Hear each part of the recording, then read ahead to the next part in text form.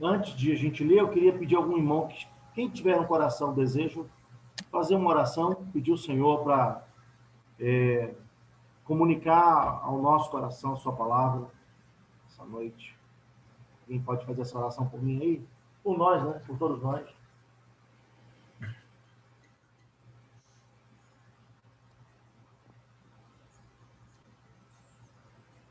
Vou escolher um voluntário, hein?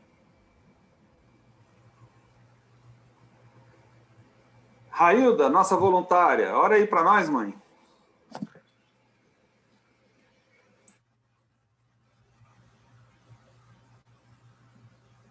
Senhor Deus, nós te agradecemos, Pai querido, por mais essa reunião, Senhor. Muito obrigado por esse recurso que o Senhor nos proporciona, podermos estar, Senhor Deus, reunidos e em Teu nome, Senhor Deus. Que nessa noite, Senhor Deus, a Tua palavra possa ministrar profundamente ao nosso coração. Use o Teu servo, pastor Alexandre, Senhor Deus, que ele possa ser, como tem sido, um instrumento nas Tuas mãos, Senhor Deus, para a edificação das nossas vidas, Senhor. Fala conosco, é a nossa oração em nome de Jesus. Amém. Estou liberando o Instagram para os irmãos que gostam de assistir por lá, né? Tem alguns irmãos para quem é mais fácil participar da reunião através do Instagram. Achou aí, primeira carta de Pedro, capítulo 2.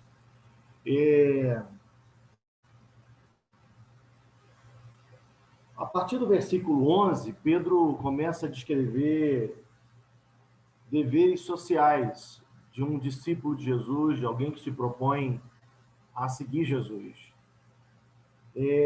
Mas eu quero me ater ao versículo 18, ao início do versículo 18.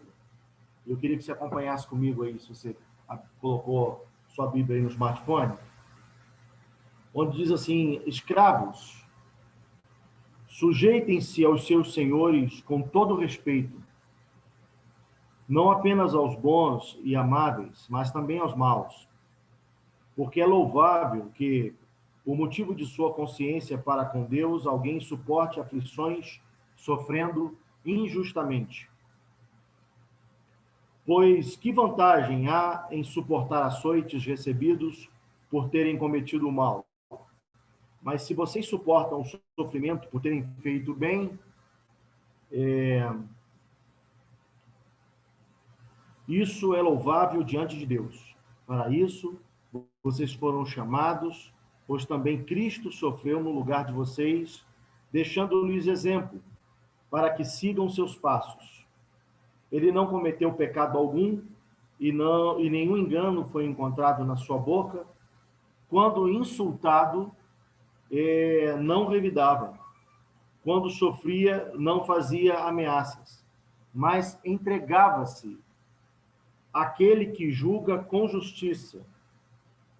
Ele mesmo levou em seu corpo nossos pecados sobre o madeiro, a fim de que morrêssemos para os pecados e vivêssemos para a justiça. Por suas feridas vocês foram curados, pois vocês eram como ovelhas desgarradas, mas agora se converteram ao pastor e bispo das vossas almas. O apóstolo, ele se dá ao ensino de uma das áreas sociais mais complexas do Novo Testamento, uma das circunstâncias mais questionadas sobre a Bíblia, ao fato de que haviam escravos e a Bíblia não manifesta condenação a essa prática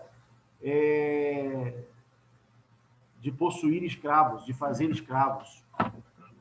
Ao contrário, Pedro recomenda, faz uma recomendação, como nós acabamos de ler aqui agora, uma recomendação sobre como os escravos deveriam se comportar com seus senhores, em situações justas e em situações adversas, injustas. Irmãos, minha reflexão com os irmãos é sobre situações que nós julgamos injusta, pelo menos. Situações em que vivemos, em que nos vemos, em que, no nosso parecer, ainda que na ótica externa não seja, Mas, no nosso parecer, não há justiça em vivermos tal conduta. Pedro, ele se arrisca a falar sobre uma situação totalmente injusta. Totalmente injusta. Ele está se voltando agora para aqueles escravos que conheceram o nome de Jesus. Aqueles homens e mulheres que não eram donos de sua própria vida. Eles foram feitos escravos. Seja por uma dívida, naquele tempo havia essa prática, quando alguém tinha uma dívida e não podia pagar essa dívida, ele era levado como escravo, se não possuísse filhos, era levado como escravo daquele que o emprestou o dinheiro, né?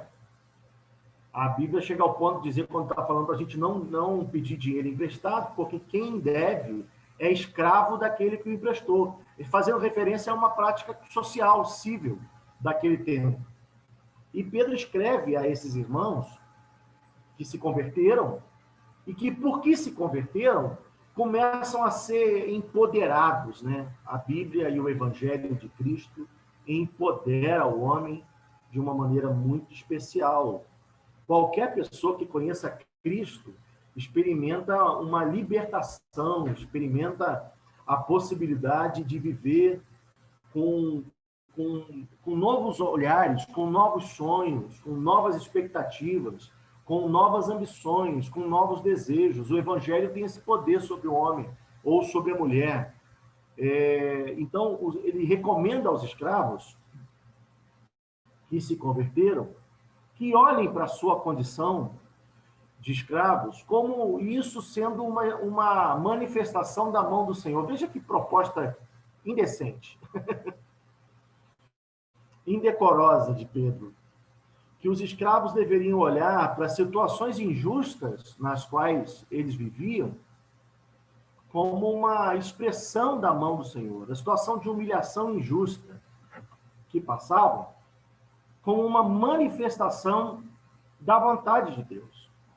Ora, irmãos, nós temos falado sobre isso aqui já, em algumas experiências, em algumas oportunidades, dividido com os irmãos, sobre como é edificante a postura que temos diante do sofrimento, diante de uma luta, diante de uma adversidade. Agora, a reflexão vai um pouquinho mais além. Ele recomenda a postura ideal diante de uma injustiça, ou diante daquilo que a gente pode chamar de uma humilhação. Você já viu assim humilhado, já se viu exposto, já se viu perseguido, já se viu afrontado?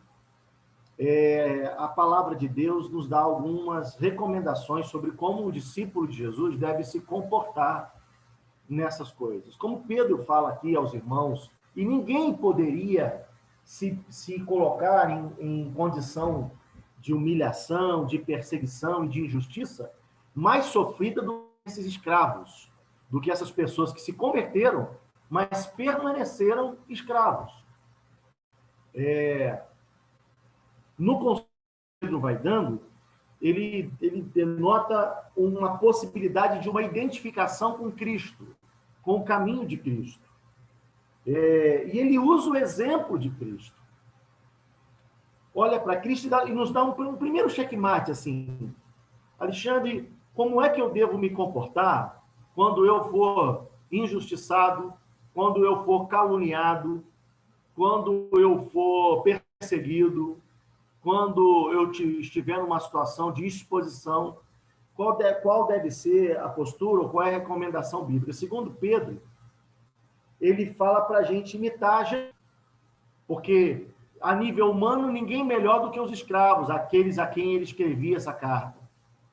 A nível de existência, ninguém melhor do que Cristo, modelo maior de todos nós. E ele aponta para Cristo, chegando ao ponto de dizer assim que ele, Cristo, diferente de nós, não cometeu pecado algum e nenhum engano foi encontrado na sua boca. Ele, que não pecou hora nenhuma, não tinha engano nenhum sobre a sua vida. Aí diz como era a sua postura. Quando insultado, não revidava. Quando sofria, não fazia ameaças, mas entregava-se àquele que julga com justiça. Em outra tradução, está dizendo assim, mas calado, entregava-se àquele que julga todas as coisas corretamente. A primeira recomendação apostólica para os momentos de humilhação e de afronta é a oferta do silêncio. É a oferta a Deus de não dar resposta, de não oferecer defesa, de não apresentar saída, de não buscar subterfúgios para justificar ou para explicar ou para tentar encontrar aliados, pessoas próximas que podem nos defender na adversidade. O modelo de Pedro diz que deveríamos fazer como Jesus, e Jesus calava-se porque fazia do seu sofrimento uma oferta a Deus. Eu estava na casa do Sérgio e Zane essa semana, e eu estava dividindo com eles, que a gente estava falando sobre morte, como os cristãos lidam com a morte. A gente está vivendo um momento assim, né, amados? Muitas perdas, muita dor. Brasil, a gente perdeu o irmão Lázaro, recentemente conhecido aí no Brasil todo, né?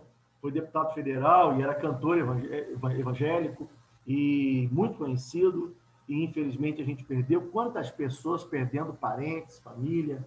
Sérgio trouxe, assim, um conceito de que um cristão deveria olhar para a morte como a Bíblia nos apresenta, que é uma proposta de ganho, de avanço, né? E não de derrota. A gente tem que manifestar na oportunidade da morte uma vitória e não uma derrota, porque é assim que o Evangelho ensina a gente. E eu estava dividindo com eles um livro que li há um tempo atrás, que dizia que a igreja primitiva, quando as pessoas morriam perseguidas ou alguma coisa assim, eles tinham a mesma tratativa que tinham quando recolhiam ofertas. Era o mesmo ritual, era, talvez, eu não sei se chegava tanto, mas as mesmas canções, as mesmas expressões. Eles lidavam com o falecido como uma oferta ao Senhor. Por quê? Porque para o que falece, como o Sérgio dividiu com a gente aquele dia, é um ganho, é uma vitória, né? Como o apóstolo Paulo disse, né? O morrer para mim é lucro. Para o que fica, deve ser uma oferta, deve ser uma entrega, deve ser dada como uma oferta ao Senhor. Assim deve ser o comportamento das pessoas diante do sofrimento, uma oferta. O Jesus, quando olha para o seu sofrimento, ele entrega o seu sofrimento, sua dor, seu martírio, como uma oferta ao Senhor. E agora Pedro se volta para o exemplo de Cristo, dizendo que eu e você, cada um de nós, diante dessas situações, dessas circunstâncias, devemos, tal qual Cristo, apresentarmos ao Pai nossas angústias, nossas defesas, nossos argumentos ao Pai como uma oferta. E ele, segundo o texto, aquele que faz justiça, aquele que julga as coisas corretamente. E confiar no Pai. Confiar que ele vai conduzir todas as coisas e confiar na justiça que ele vai trazer, que, como a gente tem falado com muita insistência aqui com os irmãos, não significa a nossa justiça, não significa a defesa dos nossos interesses, não significa a manifestação daquilo que a gente entende como justiça. A segunda postura, amados, que eu acho que a gente deve ter no momento de sofrimento, de injustiça, de perseguição, é manter um foco em Cristo, porque quando eu, você ou qualquer outra pessoa se percebe no momento de muita pressão, de muita injustiça, aos nossos olhos, eu repito, é muito comum que os conceitos do mundo, terra, o sistema do mundo, impregne a nossa mente e o nosso coração de nossas razões, dos nossos motivos, do que seria justiça do ponto de vista da terra. É muito comum a gente se lembre da vida anterior, de como a gente poderia fazer, e é muito comum também que isso leve a gente a naufragar no processo de Cristo. Eu me lembro de Pedro, quando desafiado a andar sobre o mar, ele, enquanto tinha os olhos fitos em Cristo, conseguia andar sobre o mar. O mar representa o mundo. Mas quando ele tem medo das ondas e olha para o lado, a gente lembra do texto, ele começa a afundar.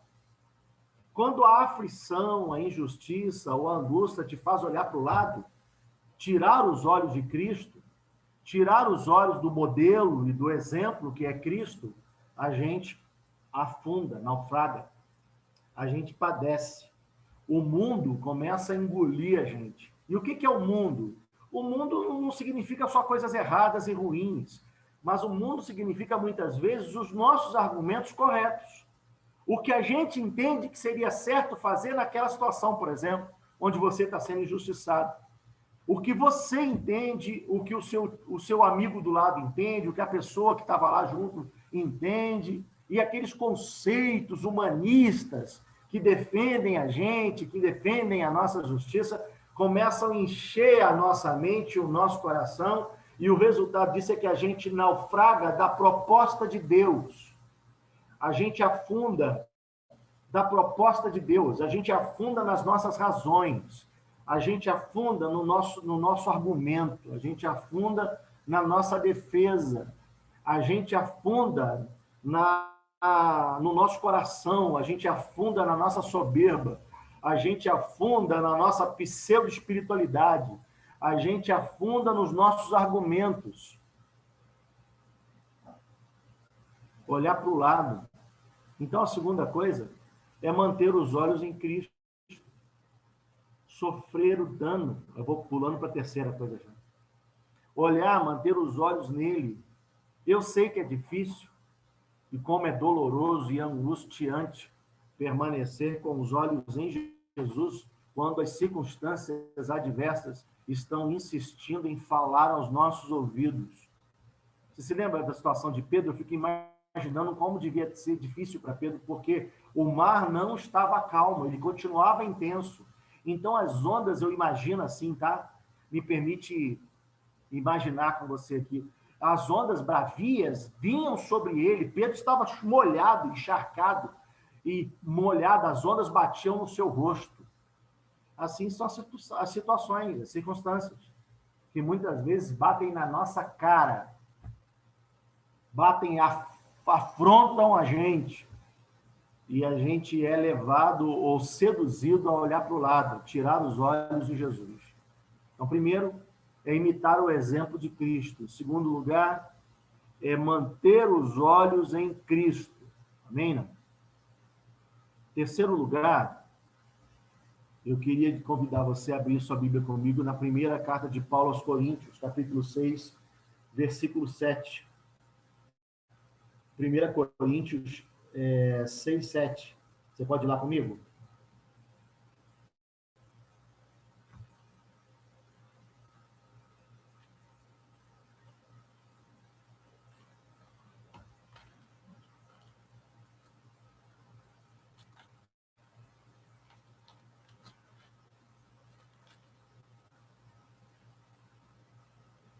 Apóstolo Paulo, nessa carta aos Coríntios, está confrontando os irmãos em Corinto, porque eles começaram a buscar justiça, juízo entre os irmãos, um contra o outro. E no versículo 7, ele fala assim: só o fato de haver litígios entre vocês já significa uma completa derrota. Já demonstra o quanto vocês estão derrotados, estão caídos. Por que não preferem sofrer a injustiça? Paulo propõe. Por que não preferem sofrer o prejuízo? Paulo propõe. Em vez disso, vocês mesmos causam injustiça e prejuízos. E isso contra irmãos. Em primeiro lugar, na aflição, na afronta, nós devemos estar em Cristo, lembrar de Cristo, fazer de Cristo o modelo. Segundo lugar, a gente deve manter os olhos fitos em Cristo, não deixar as emoções ou as circunstâncias roubar nossa atenção, tirar a gente. Terceiro lugar e último, a gente deve assumir a posição de ter o prejuízo, de sair perdendo, de sofrer o dano. O servo do Senhor é aquele que sofre o dano, é aquele que tem prejuízo, é aquele que só sai perdendo, ele sai humilhado, ele sai sem defesa. Todo mundo vai olhar e vai dizer, perdeu. E o seu ganho está em outra coisa, está em outra situação. Quero te chamar e te desafiar ao evangelho de verdade. A serenidade que há na vida dos perdedores. A serenidade que há na vida dos humilhados. Porque isso nos identifica com Cristo. Cristo, aos olhos dos romanos, perdeu, foi derrotado. Ele foi julgado, ele foi açoitado, agredido, foi crucificado e enterrado. Ele perdeu, o romano ganhou. Os apóstolos perderam, foram crucificados, partidos no meio, crucificados de cabeça para baixo, mergulhados em tonéis de óleo quente, decepados, perderam a cabeça, esquartejados, presos em uma ilha distante até morrer. Os apóstolos perderam. A igreja primitiva perdeu. Assim é que o homem vê, é assim que o mundo vê, é assim que a sociedade vê. Mas eu e você, e quem quer que seja que crê em Cristo, sabe que em Cristo perder é ganhar. Porque aquele que quiser ganhar a sua vida vai perdê-la. E aquele que perder a sua vida por amor de mim, disse Jesus, esse vai achá-lo. O Senhor nos abençoe. O Senhor nos guie na sua palavra e na sua verdade. Em nome de Jesus. Beijo santo.